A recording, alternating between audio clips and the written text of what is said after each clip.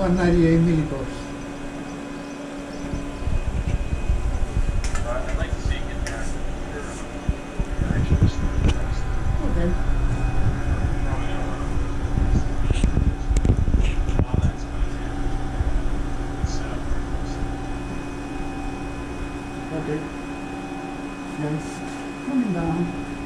Slow.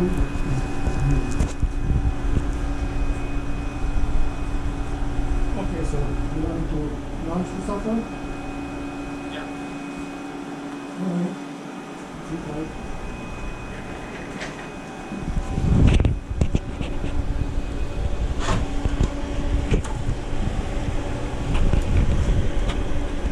This one flash one. That's the one.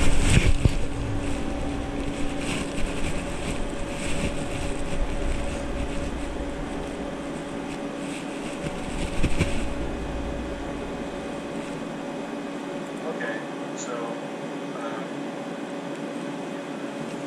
kind of like right here, I'll get the operations. Operation. And then there's start operation. Startup information.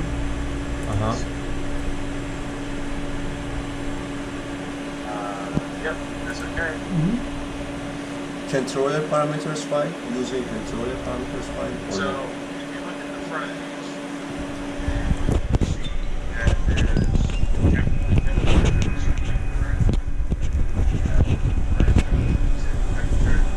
so you do not have to send the program files down. So if you end up seeing, a lot of times you see just a bunch of U's, the letter U on the temperatures. If you ever see that, that's what you would send the parameters to. Ah, For okay. now, you're Okay, so let me repeat that. If you see this, so the temperatures are not correct, you can see like a letters E. Something is wrong, you have to, it's when you have to say yes here. Yes. Right now, the temperature looks Yes. good. So the temperature should be in what range? It depends on which range. Right now, it was cooling down, Yeah. so that's why it was at 40. Most of the time, you will have it lower than that. Okay. So if it has this usually takes a couple minutes.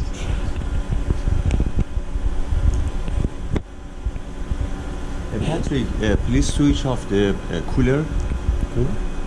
that So one. you don't run any experiment, yeah? Right now, it was on stage. Yeah, so let's, because it's very noisy. Yes, Yeah. this is the one that is making more noise. So that thing has what letters on it? We don't. Okay, now we have this one, configuration. Configuration Yeah, so this, selection. yeah, this is talking about the sample holders. For you guys, you have the four 12.7. average sample holders. Mhm. So your configuration. We're going to select the first one because those are the ones that we have. Yeah, Okay? the first one. That's fine. No, Just that's click the OK. first this and then click OK. Okay.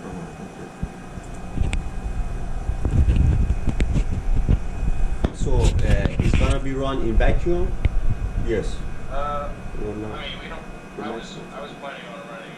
What do you guys have hooked up? Nitrogen or argon? Right now, nitrogen. Yeah. So we're gonna run in nitrogen. You say no. No.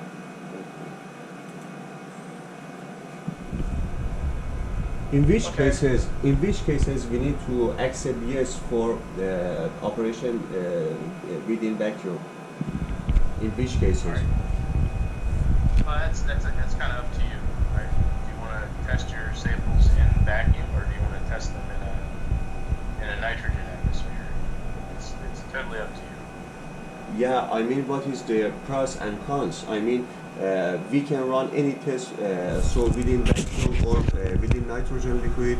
So, but what is the pros and cons for which experiments is better to be conducted Well, under vacuum? That's a good question. That's a good question for Justin. For applications. The applications. Application You have to engineer. ask that to the application. Yeah, because it's gonna depend on your Yeah. sample, right? Mhm. Okay.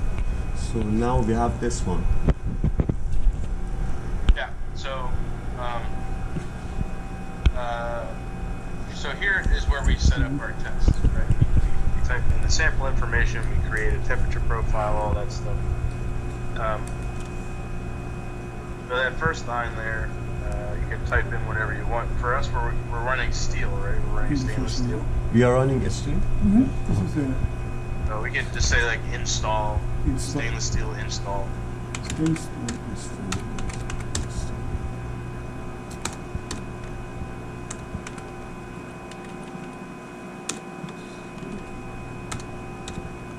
Okay, and then install this. install. It's a reference that is when we install the instrument.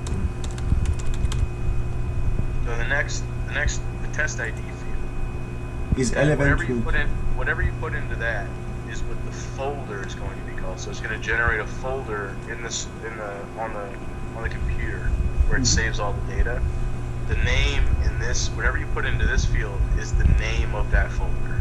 Uh-huh. So we can Now, it start doesn't up. like spaces. There are a lot of character restrictions when it comes to this specific field.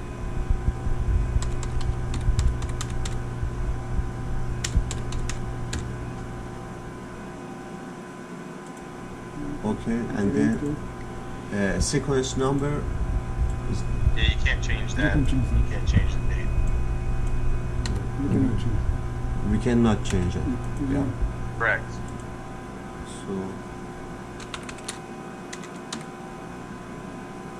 and then Yeah, so now we just fill in the information. So the position is pretty self-explanatory. The position 1 is all the way to the left. Position 4 is all the way to the right.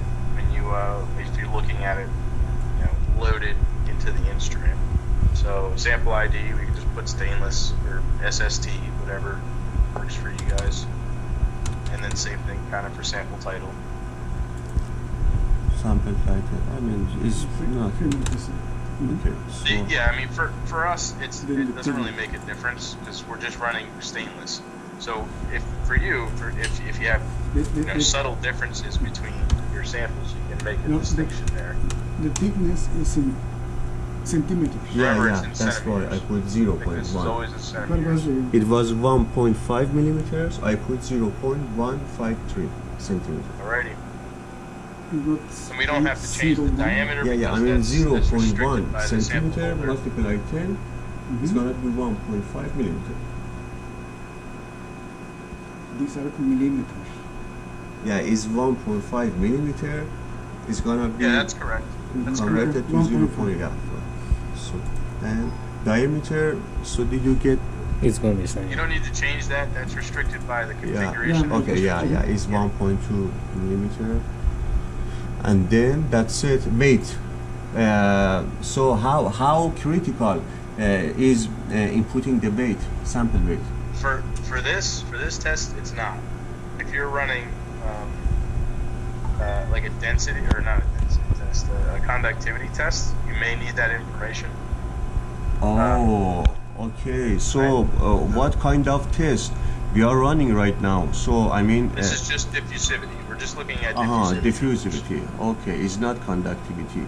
So, is that possible to conduct both diffusivity and conductivity experiments today?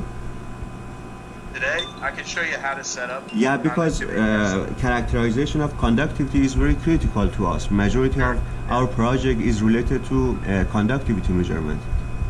Yeah, there are instructions in the help files as well, and I'll show you where to find the getting started guide, which it goes through all these steps. Like for us today to complete the install, we really just want to get a diffusivity test run and make sure those numbers are within, just to see the instrument function correctly, and then we can talk about how to set up a conductivity test as well. Okay, so right now I'm not gonna input weight sample. Right. Okay, Correct. so that's So it. we're gonna leave the next 3 empty, right? Because we don't have anything in those. Yes. Okay. Now Exactly. the next section here, this is where you set up your temperature profile. So on your sheet, where's your reference sheet? Let's choose a few numbers from there. Okay, let's see.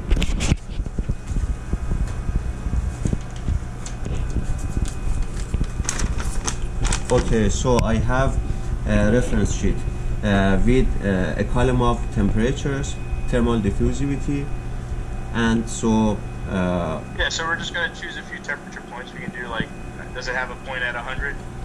Is that listed on that? yes, 100. Yes, we have 100. Yeah, for so example. let's do 100 and 200. Just to choose a 100 few. and the other one 200. Yeah. So Now- can you please explain what is this temperature? I mean Those are the set points. set So points. the way that this instrument works is we can choose temperatures at which to flash the sample and take our diffusivity measurements, right? With stainless steel, we have that sheet that you have in your hand. We know the diffusivity range for stainless steel at all of those temperature points. Yes. Our goal today is to verify that the instrument can take those measurements accurately, right? Yeah. So it's not better to select one negative temperature and one positive temperature to make sure. You cannot go negative in temperature with this instrument. Okay. This is room temperature to 1200. Yes. Okay. So 100, 200. So I input these values. Yeah, so that's good. And what'll happen here, right? The next column is a ramp rate. So Yes. the 10 is fine. 10 degrees per minute is fine. Okay. What it'll do is it'll ramp up to these set points, and it'll hold. I think it's 7.5 minutes. It needs to not change 1 degree in temperature before it'll actually take shots at fire the laser at the samples. So the next column there is repeat points. That's how many shots you're going to take. How many times you're going to shoot the laser at Yes. the sample. Yes. And how many diffusivity numbers that you're going to get, right? Yes. Okay. Power level is the voltage that the capacitor charges to. So that's the intensity at which the laser is fired Exactly. at the sample. Laser. 1000 is fine for stainless. You might have to go up in temperature for more thermally resistive samples, What is the maximum value we can input? That's a good question. I don't know off the top of my head. Okay, then so 1000 for power level. And we don't need separately set point 1, point 2, point 3, but what is this? Point 1, point 2 is repeating points. Repeat points. For some reason I can't get that.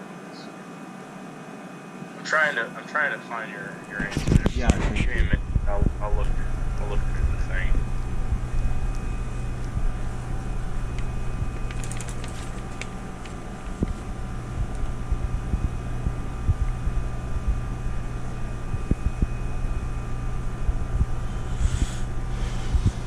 Okay.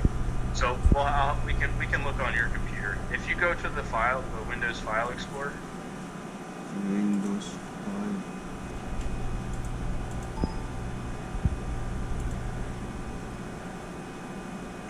Go to the C drive.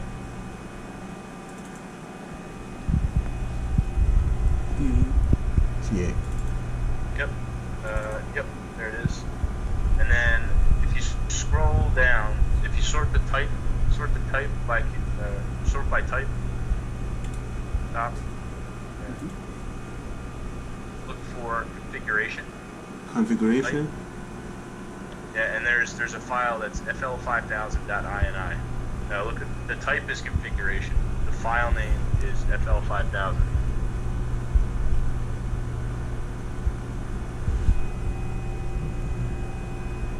Yeah, double click on that. So what we're looking for here. First set point 100. Yeah, there's a lot of information in here. Give me Yeah. 1 second So if you scroll down to the laser section. To the laser section here. Yeah, there's min laser powered and max laser powered. Yeah, 900 is minimum laser power. 1700. Oh, 1700. So So make this sure you is don't change- this is just the range of laser power for a stainless steel for this sample. No, that is for the instrument. Oh, For for the instrument between 900 and 700. 1700. Okay, thank you. Yeah, thank you. So Okay, so and like I said, 1000 is absolutely fine for yes. for stainless because it has such a high bit lucidity. We're gonna be able to transfer that energy pretty easily. But you know, if you're using some sort of polymer or a more thermally resistive sample, then you might have to increase the power level of the laser. The nice thing is, if during the test the software doesn't register any kind of signal through the sample to the detector, it will increase the power level until it hits its max. Okay?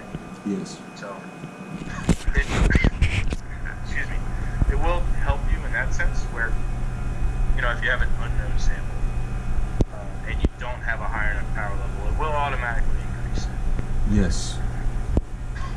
It will not go the other way though. So if you're, 1000 is always a good place to start as far Yes. as power level goes. Okay? So that's kind of it. On these other fields here, you can change the power level for each shot. So if you look at it, we have 3 shots, right? We're taking Yes. 3 shots. If you change the first point to 900, the second point to 1000, and the third point to 1100, Yeah, it's good. It'll take the shots at those values, right? We don't really need to do that for this, but you know, it's good to know that this is available for you. So go ahead and delete those numbers from there.